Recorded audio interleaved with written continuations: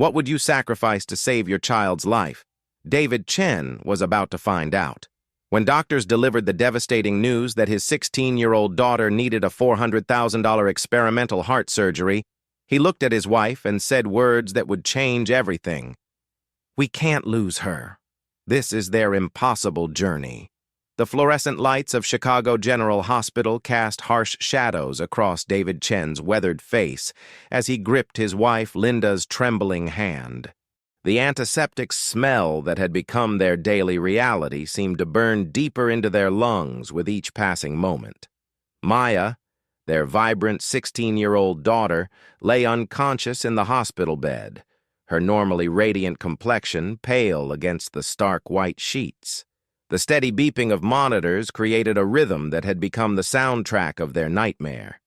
Dr. Patricia Reeves entered the room with the weight of difficult news etched into every line of her face. Her 23 years of cardiology had prepared her for many conversations, but delivering devastating diagnoses to families never became easier. She pulled up a chair, positioning herself at eye level with David and Linda, a gesture that immediately signaled the gravity of what was coming. "Mr. and Mrs. Chen," she began, her voice gentle but unwavering. "Maya's condition is more complex than we initially believed. The tests confirm she has a rare genetic cardiomyopathy called arrhythmogenic right ventricular cardiomyopathy. It's affecting her heart's electrical system in ways that make traditional treatments ineffective." Linda's intake of breath was sharp and audible. David felt his world tilt on its axis, but his grip on his wife's hand tightened, becoming her anchor in this storm of medical terminology and uncertainty. Maya stirred slightly in her sleep, and both parents instinctively leaned forward, as if their proximity could somehow transfer their strength to their daughter. "There is a treatment option," Dr. Reeves continued, watching the spark of hope ignite in their eyes. "It's an experimental procedure combining gene therapy with a specialized cardiac device implantation. The success rate is promising, around 75% for patients Maya's age and condition severity." The hope that had flickered moments before began to dim as David sensed the inevitable qualifier coming. His years working as a mechanic at Giuseppe's auto shop had taught him that good news rarely came without a price tag attached. "However," Dr. Reeves paused, choosing her words carefully, "this procedure isn't covered by insurance because it's still experimental. The total cost, including the surgery, specialized equipment, post-operative care, and medications, would be approximately $400,000. The number hung in the air like a physical weight. $400,000. David's annual salary was $38,000. Linda, working as a registered nurse at the local clinic, brought home another $42,000. Even combining their incomes and working every available overtime hour, that amount represented more than 5 years of their total earnings before taxes, before living expenses, before the basic necessities of survival. Linda began to cry. Not the gentle tears of sadness, but the deep, body-shaking sobs of a mother facing the unthinkable. The sound seemed to pierce through Maya's unconsciousness, and she opened her eyes slowly, focusing on her parents with the confused awareness of someone emerging from medicated sleep. "Mom? Dad? What's wrong?" Maya's voice was weak, but carried the musical quality that had always been her signature. Even in sickness, there was something lyrical about the way she spoke, as if melody lived in her very breath. David moved to her bedside, smoothing her dark hair away from her forehead with the gentleness he'd shown her since she was born. "Nothing you need to worry about, sweetheart. The doctors are just figuring out the best way to make you feel better." But Maya had inherited her father's intuition and her mother's emotional intelligence. She could read the tension in the room, the way her mother couldn't quite meet her eyes, the set of her father's jaw that indicated he was processing something overwhelming. Dr. Reeves stood, understanding that the family needed time to absorb this information. "I'll give you some space to discuss this. I want you to know that we have social workers who specialize in helping families navigate financial challenges for medical care. There are programs, foundations, and resources we can explore together. After the doctor left, the small hospital room fell into a silence heavy with unspoken fears and impossible mathematics. David stared out the window at the Chicago skyline, his mind racing through every asset they owned, every potential source of funds. Their modest three-bedroom house in Bridgeport was worth maybe $150,000 after the mortgage. His retirement fund had about $12,000. Linda's was slightly better at $18,000. Their savings account, built painstakingly over 16 years of marriage, contained $8,000. "We'll figure this out," David said finally, turning back to face his family. The words came out with more conviction than he felt, but he had learned that sometimes being a father meant projecting strength even when you felt like crumbling. Maya reached for his hand, her grip surprisingly strong despite her condition. "Dad, how much does it cost?" The directness of her question caught him off guard. Maya had always been mature for her age, perhaps too mature, and she deserved honesty even in circumstances like these. "A lot, sweetheart. More than we have right now. But that doesn't mean we can't find a way. We can't lose her, David." Linda's voice was barely above a whisper, but the words carried the weight of every fear, every desperate hope, every ounce of maternal love she possessed. "I don't care what we have to do. We can't lose her."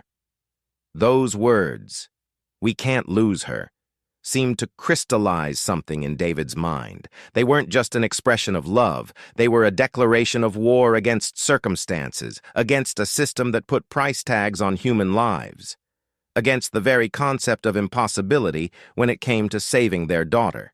Maya squeezed her father's hand tighter. "I'm going to be okay, Dad. I can feel it." Her faith, so simple and complete, nearly broke his composure, but it also strengthened his resolve. If his daughter could face this with such courage, then he could face the seemingly impossible task of finding $400,000. As evening settled over Chicago, painting the hospital room in shades of amber and shadow, the Chen family began the first night of what would become the most challenging period of their lives. Outside, the city continued its relentless pace, unaware that in room 314, a mechanic and a nurse were plotting to move mountains for their daughter. The monitors continued their steady beeping, marking time in a rhythm that had become both reassuring and ominous. Each beep represented another moment Maya was still with them, but also another moment closer to the deadline they didn't yet know they were racing against. David pulled out his phone and began making a list, not of what they couldn't do, but of what they could. Every asset, every connection, every possibility, no matter how remote. Linda moved her chair closer to Maya's bed and began singing softly, an old lullaby that had comforted their daughter through childhood fears and growing pains. Now it would need to comfort them through something far more terrifying. As the first chapter of their impossible journey began, the Chen family discovered that love doesn't calculate odds, hope doesn't respect budgets, and sometimes the most ordinary people are capable of the most extraordinary sacrifices. Dawn broke over Chicago with the cruel indifference of a world that continued turning despite private tragedies. David Chen hadn't slept. He'd spent the night in the hospital's family lounge, surrounded by other families facing their own impossible circumstances, his laptop open to real estate websites, medical loan companies, and crowdfunding platforms. The mathematics of desperation had consumed his night, calculating, recalculating, searching for equations that would somehow equal $400,000. Linda had remained by Maya's side, dozing fitfully in the uncomfortable hospital chair. Maya herself had slept peacefully, aided by medications that regulated her irregular heartbeat, but couldn't touch the irregular rhythm of her parents' fears. The morning brought Dr. Reeves with updated information and a timeline that made David's chest tighten with renewed urgency. Maya's condition was deteriorating faster than initially projected. What they had hoped might be weeks to arrange financing had collapsed into days. "I need to be direct with you, Doctor," Reeves said, her professional demeanor unable to completely mask her personal concern for this family she'd grown to care about. "Maya's heart function has declined 12% overnight. We need to move forward with the procedure within the next 72 hours, or we risk entering territory where even this experimental surgery may not be effective. 72 hours. 3 days to accomplish what seemed impossible even with unlimited time. David felt Linda's hand find his, their fingers interlocking with the desperate grip of people clinging to each other in a storm. Maya, more alert this morning despite her declining condition, looked between her parents with eyes that held too much understanding for someone so young. After Dr. Reeves left, David excused himself to make phone calls. The hospital's family consultation room became his war room, where he would spend the next several hours systematically dismantling the life they'd built to construct a lifeline for their daughter. His first call was to Sarah Martinez, their real estate agent and family friend. "Sarah, I need to sell the house. Today, if possible." The pause on the other end was heavy with confusion and concern. "David, what's happening? Is everything okay?" "Maya needs surgery. Expensive surgery. I need every dollar I can get as fast as I can get it." Sarah's voice immediately shifted to professional efficiency wrapped in personal care. "I'll be there in an hour with paperwork. We can list it as a cash-only sale, price it for quick movement. You might have to take less than market value, but we can get movement within 48 hours. His second call was to his brother Michael in California, a conversation that required swallowing pride that had been building for decades. Michael had made different choices, worked in tech, accumulated wealth that David had never envied until this moment. "Mike, I need help. I wouldn't ask if there was any other way." By noon, David had made 17 phone calls and sent countless emails. He'd contacted medical loan companies only to discover that their credit score and income level qualified them for a maximum of $50,000 at interest rates that would cripple them financially for decades. He'd researched medical credit cards, personal loans, and even predatory lending options that made his stomach turn, but which he was prepared to pursue if necessary. Linda, meanwhile, had begun her own campaign. She'd reached out to the nursing community, a network of caregivers who understood better than most that medical emergencies didn't respect financial planning. The response was immediate and heartwarming. Small donations, offers to organize fundraisers, connections to families who had faced similar challenges. Maya watched her parents' frantic activity with the peculiar clarity that sometimes comes with serious illness. She could see the toll their efforts were taking, the way her father's shoulders had developed a permanent tension, the way her mother's hands shook slightly when she thought no one was looking. "Mom," Maya said during one of Linda's brief moments of rest, "I want you to know that whatever happens, I'm not afraid." Linda's composure, carefully maintained throughout the morning's chaos, finally cracked. She buried her face in Maya's shoulder, her tears flowing with the force of accumulated fear and exhaustion. "You don't get to talk like that," Linda whispered fiercely. "We're going to fix this. Your dad and we're going to find a way." Maya stroked her mother's hair with gentle patience. "I know you will, but I also want you to know that I understand how much you're giving up for me. The house, Dad's retirement, everything you've worked for." The afternoon brought small victories and crushing setbacks in equal measure. A local news station, contacted by one of Linda's nursing colleagues, agreed to run a story about Maya's situation. A medical foundation offered to contribute $15,000 if the family could raise matching funds. David's union at the auto shop started an emergency collection that raised $3,000 by the end of the workday. But the largest breakthrough came from an unexpected source.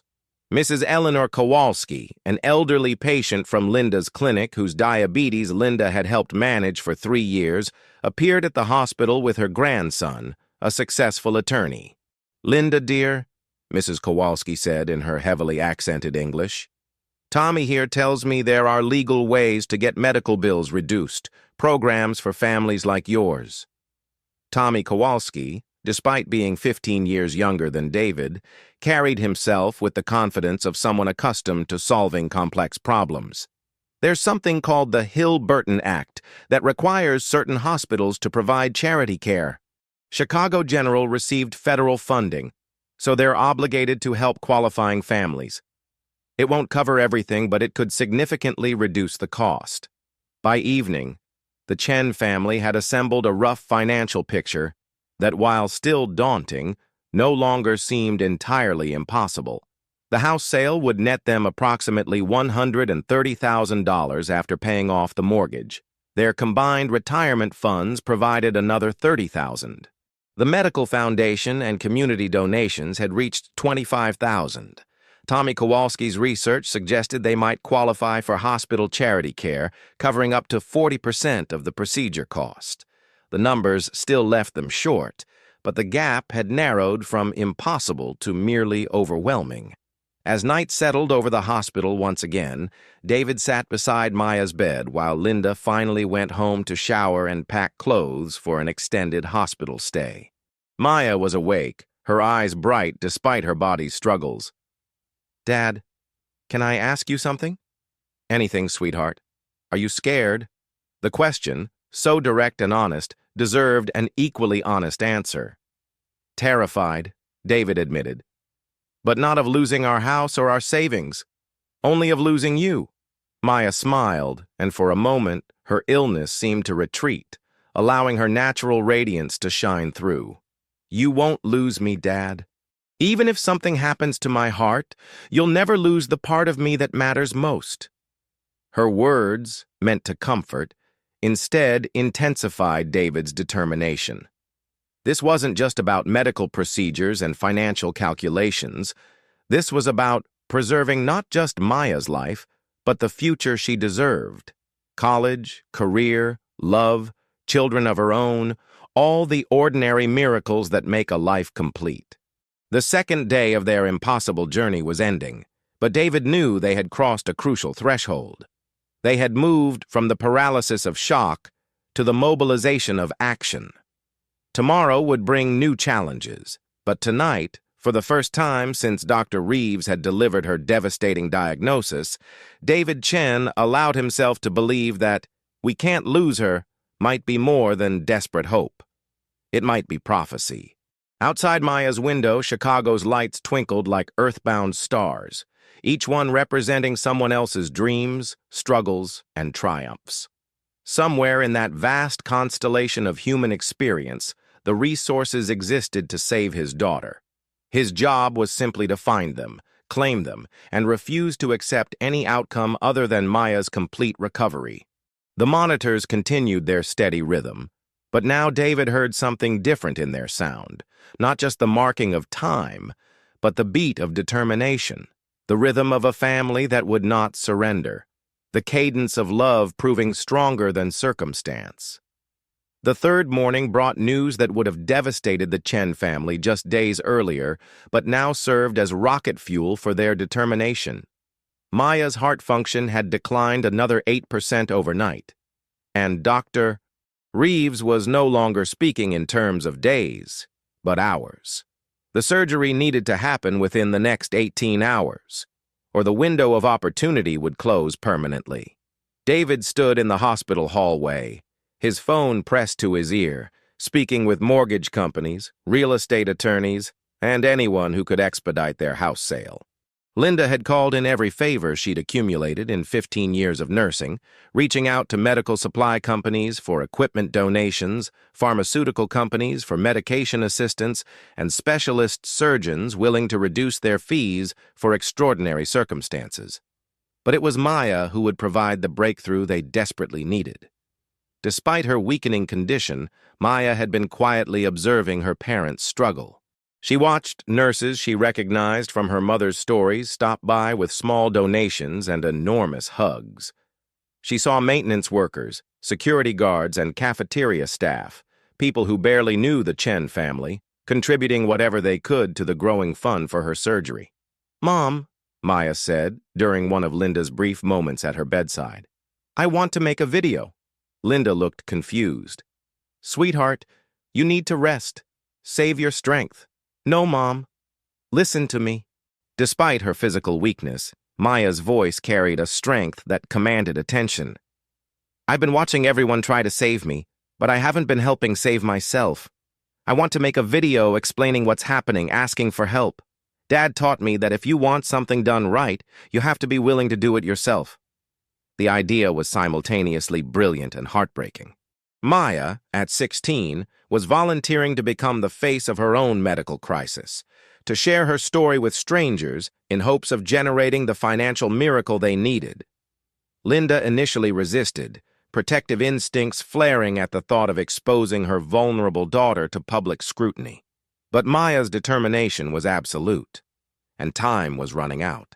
Within 2 hours, Linda had borrowed a decent camera from the hospital's community relations department, and Maya was propped up in her hospital bed, preparing to make the most important speech of her life.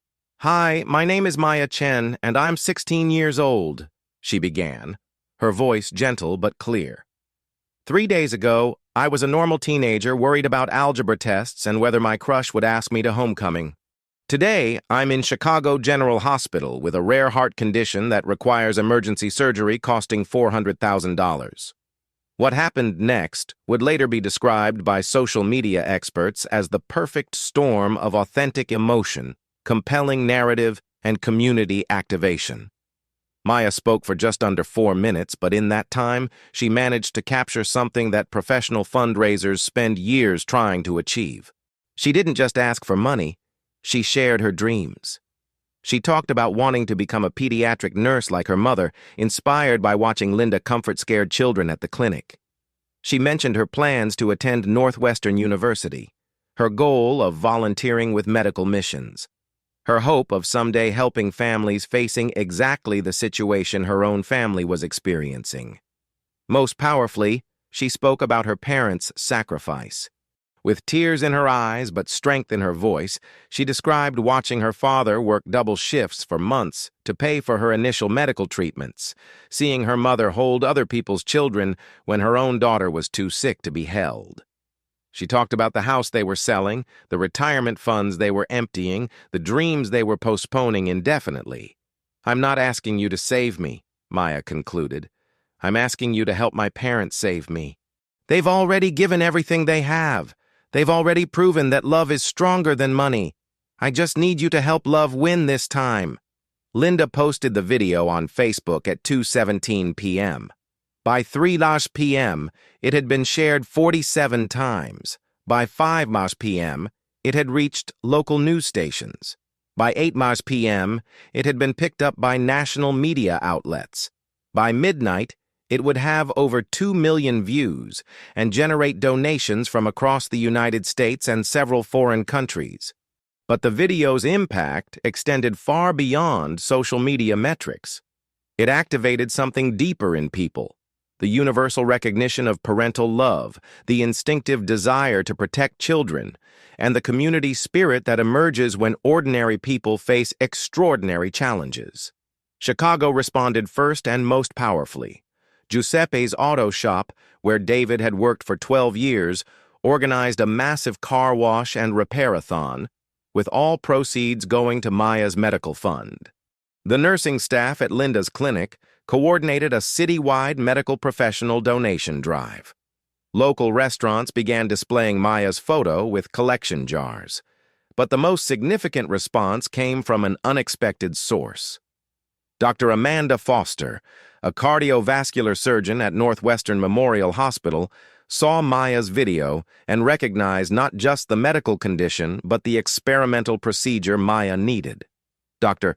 Foster had been part of the team that developed the gene therapy protocol, and she reached out to Dr. Reeves with a proposal that would change everything. "I've been following Maya's case since her video went viral," Dr. Foster explained in a conference call that included both sets of parents, Dr. Reeves, and hospital administrators. "What Maya needs isn't just the surgery. She needs to be part of our ongoing research study. If she qualifies as a research participant, the entire procedure could be covered under our NIH research grant." The words hit the Chen family like lightning. Research participant, grant funding, covered expenses. "Are you saying the surgery would be free?" David asked, afraid to believe what he was hearing. I'm saying that if Maya meets our research criteria, which her preliminary tests suggest she will, then yes, the surgery, medications, follow-up care, everything would be covered by federal research funding. You'd essentially be helping us gather data that could save other children like Maya. Maya, listening from her hospital bed, smiled with genuine joy for the first time in days.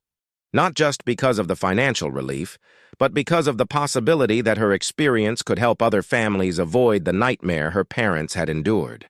The paperwork for Maya's research participation was completed within 4 hours, a process that normally took weeks, but was expedited due to her deteriorating condition and the viral attention her story had received.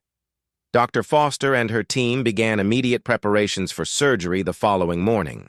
As word spread that Maya's surgery would be covered, the donations that had been pouring in from across the country took on a different purpose.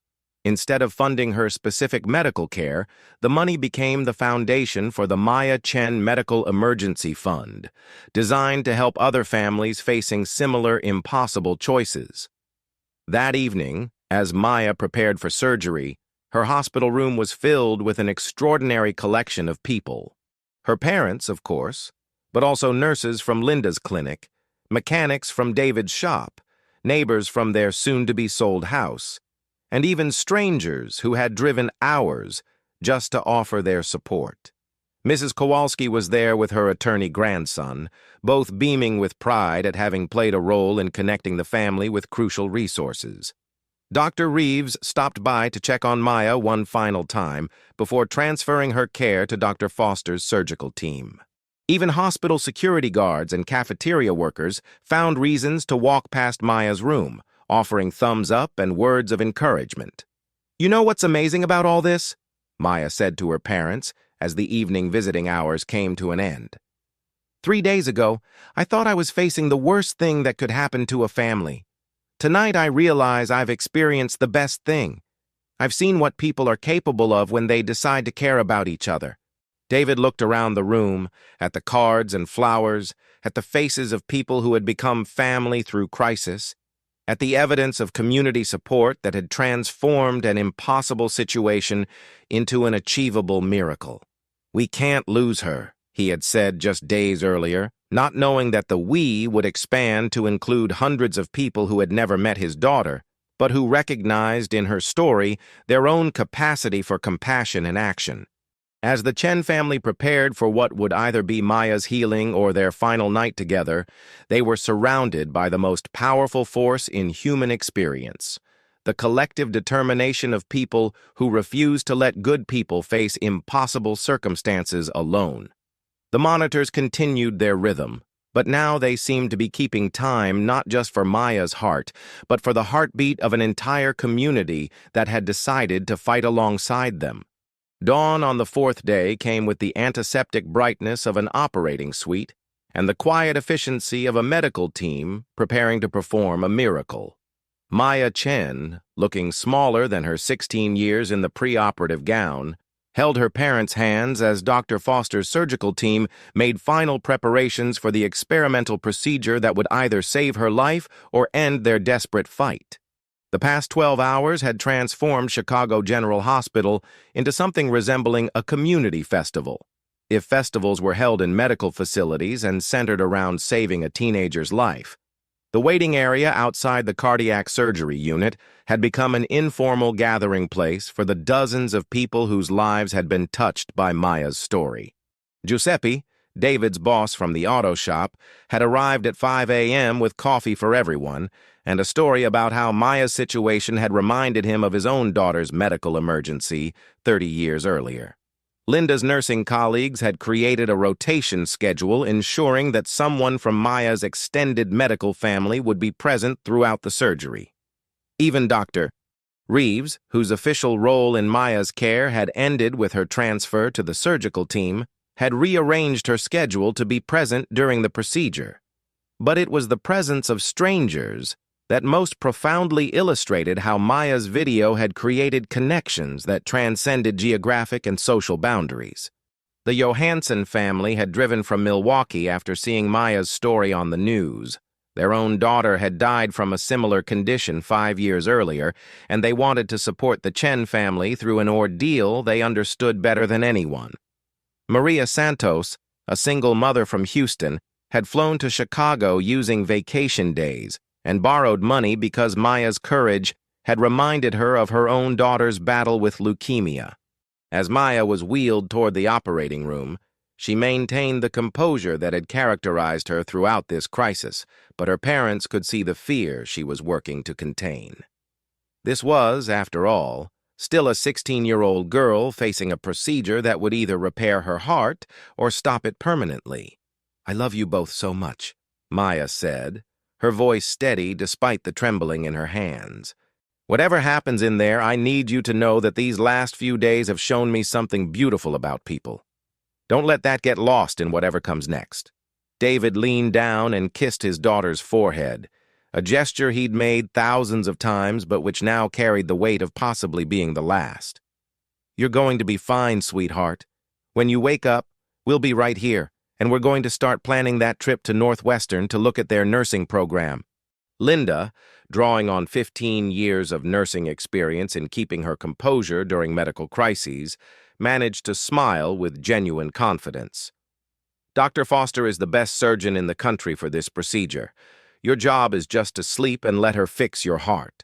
Our job is to be here when you wake up, ready to celebrate."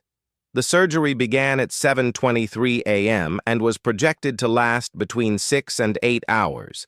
The experimental nature of the procedure meant that Dr. Foster's team was simultaneously performing surgery and conducting research that could benefit hundreds of other children with similar conditions. Maya wasn't just fighting for her own life. She was helping to pioneer treatments that could save other daughters, other families, from experiencing the impossible choice the Chen family had faced.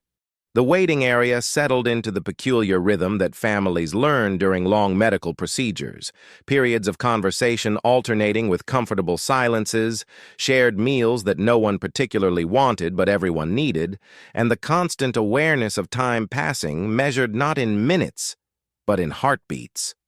Around noon, Tommy Kowalski arrived with news that illustrated how Maya's story had rippled beyond immediate medical concerns. The Maya Chen Medical Emergency Fund had received donations totaling over $200,000 from across the world. More importantly, 3 other families currently facing similar medical financial crises had been identified, and the fund was already being deployed to help them. Maya's video didn't just save Maya, Tommy explained to David and Linda. It's created a permanent resource for other families. She's going to recover from her surgery and discover that her courage has prevented other parents from having to make the choices you've made. At 2:47 p.m., Dr. Foster emerged from the operating room. The exhaustion on her face was immediately visible, but so was something else: satisfaction, relief, and what might have been described as professional triumph. The waiting area, which had been maintaining respectful quiet, fell into absolute silence as everyone focused on the surgeon who held Maya's fate in her hands. "The surgery was successful," Dr. Foster announced, and the words seemed to release all the tension that had been building not just for hours, but for days. "The gene therapy integration went exactly as we hoped, and the cardiac device is functioning perfectly. Maya's heart responded better to the procedure than we had projected even in our most optimistic scenarios." David felt his knees weaken with relief. Linda started crying. Not the desperate tears she'd shed earlier in the week, but tears of pure joy and gratitude. Around them, people who had become family through crisis embraced, celebrating a victory that belonged to all of them. "When can we see her?" Linda asked. "She's being moved to cardiac recovery now. She should be awake within the hour, and you can see her as soon as she's stable. I have to tell you, her vital signs are the strongest we've seen in any patient who's undergone this procedure. Maya is remarkable." The next several hours passed in a blur of good news and emotional reunions. Maya woke up with minimal discomfort, her heart rhythm immediately showing the improvement that the surgery had been designed to achieve. Her first words were characteristic: "Did it work? Can I go home soon?" Followed immediately by, "Are Mom and Dad okay? I know this was harder on them than on me." By evening, Maya was awake enough to receive visitors, and her hospital room became a reception line for the dozens of people who had supported her family through their crisis. Each visitor brought stories of how Maya's courage had affected them, how her video had inspired them to help their own communities, how her family's love had reminded them of what truly mattered in their own lives. Mrs. Kowalski, despite her age and diabetes, had insisted on staying at the hospital throughout the day. When she finally had a moment alone with Maya, she took the teenager's hand with gentle firmness. "My dear girl," she said in her heavily accented English, "when I was young in Poland, we had a saying, 'The heart that loves finds a way to live.' Your heart loves so much, your parents, your community, even strangers who saw your video. That love was never going to let you die." Dr. Foster stopped by late that evening to check on Maya's progress and to share news that transformed the day's personal victory into something with broader significance. The data from Maya's surgery had provided breakthrough information about the gene therapy protocol. Other hospitals were already requesting permission to replicate the procedure for their own patients. "Maya, you've helped us prove that this treatment can work," Dr. Foster explained. "Within 6 months, we'll be able to offer this procedure to other children who are facing what you've faced. You didn't just save your own life today, you've potentially saved dozens of others." As night settled over Chicago for the 4th time since Maya's diagnosis, the Chen family found themselves in circumstances they couldn't have imagined a week earlier. Their house was sold, their financial situation was precarious, and they faced months of recovery and rehabilitation. But Maya was alive. Her heart was strong, and they had discovered something profound about the capacity of ordinary people to create extraordinary outcomes when they refused to accept defeat. David sat beside Maya's bed, holding his daughter's hand and marveling at the steady, strong pulse that had been so weak and irregular just days before. Linda dozed in the chair beside him, exhausted but peaceful for the first time in a week. "Dad," Maya said softly, "I've been thinking about something." "What's that, sweetheart?" "When I get better, when I go to nursing school like Mom, I want to specialize in helping families like ours. Families who get impossible news and have to figure out how to make miracles happen." David smiled, recognizing in his daughter's words the same determination that had driven him to say, "We can't lose her," and then refuse to accept any outcome that proved him wrong. "I think that's perfect, Maya. You'll be able to help them because you'll know something they don't know yet." "What's that?" "That impossible things happen every day. They happen when parents love their children enough to sell everything they own. They happen when communities decide to take care of their neighbors. They happen when doctors and nurses and even strangers decide that some things are worth fighting for no matter what they cost." Maya squeezed her father's hand, and he could feel in that grip not just the strength returning to her body, but the strength that would carry her forward into a life dedicated to helping others discover what the Chen family had learned. That love creates possibilities that logic cannot calculate, that community generates resources that spreadsheets cannot measure, and that sometimes, when you refuse to lose someone, the entire world decides to help you win. The monitors continued their steady rhythm, but now they sounded like celebration, like triumph, like the heartbeat of a family that had faced the impossible and emerged not just intact, but transformed by the experience of being loved by more people than they had ever imagined possible. Outside, Chicago sparkled in the darkness, its lights reflecting off Lake Michigan like stars scattered across water. Somewhere in that vast constellation of human experience, other families were facing their own impossible choices, their own desperate mathematics of love and money and time. But now, thanks to Maya's courage and her family's refusal to surrender, those families would have resources, research, and hope that hadn't existed a week earlier. "We can't lose her," David had declared in desperation and determination. Tonight, surrounded by evidence of what becomes possible when love refuses to accept defeat, those words had transformed from desperate hope into fulfilled promise, from impossible dream into documented miracle. Maya Chen was going home.